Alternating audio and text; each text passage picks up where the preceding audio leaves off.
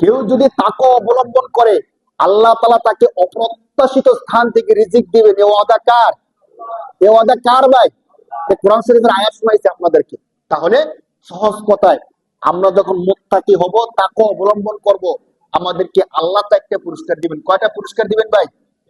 সহজ কথায় 1 নম্বর পুরস্কার হলো আল্লাহ তাআলা আমাদের গুনাহগুলো ক্ষমা করে দিবেন।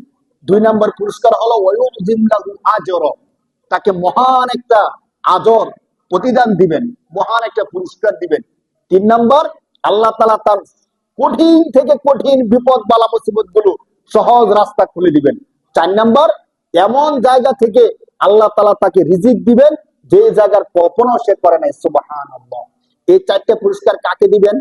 যারা মুত্তাকি হবে। এই 4টা পুরস্কার কাকে দিবেন ভাই? যারা মুত্তাকি হবে। এই 4টা পুরস্কার তো আছেই, সাথে সাথে ওই আয়াতটা খেয়াল করেন যে আয়াতে আল্লাহ বলছেন যারা মুত্তাকি হবে আমি আল্লাহর কাছে তারা সবচেয়ে সম্মানিত হবে। তাহলে পুরস্কার হয়ে যায় 5টা। আল্লাহর কাছে সম্মানিত হওয়া, এটা কি অনেক বড় পুরস্কার না বলেন? মুমিনের জন্য পুরস্কার কিনা, এটা একটা পুরস্কার।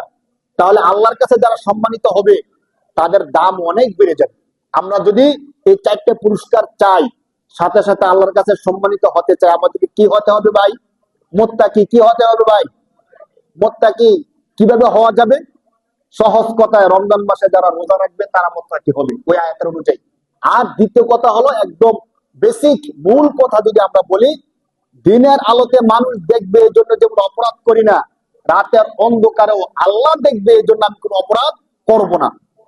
মানুষের সামনে অপরাধ করি না, মানুষ খারাপ বলবে। মানুষের পিছনে অপরাধ করব না, কারণ কে খারাপ বলবে? আল্লাহ খারাপ বলবে। অর্থাৎ আমি সমস্ত কাজগুলো করার সময় কার কথা স্মরণ রাখবো বলেন?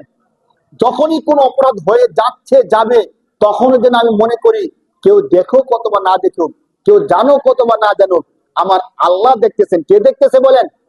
ওই রাখাল যেমন বলতেছে যে আমার মালিক এনা জানবে না, কিন্তু আমার আল্লাহ তো জেনে যাবে। আমরাও যেন কোনো কাজ করার সময় মনে করি যে আমি যে অপরাধটা করতেছি কেউ দেখুক না দেখুক, যে আল্লাহ আমাকে সৃষ্টি করছে ওই আল্লাহ কি করে জেনে যায়।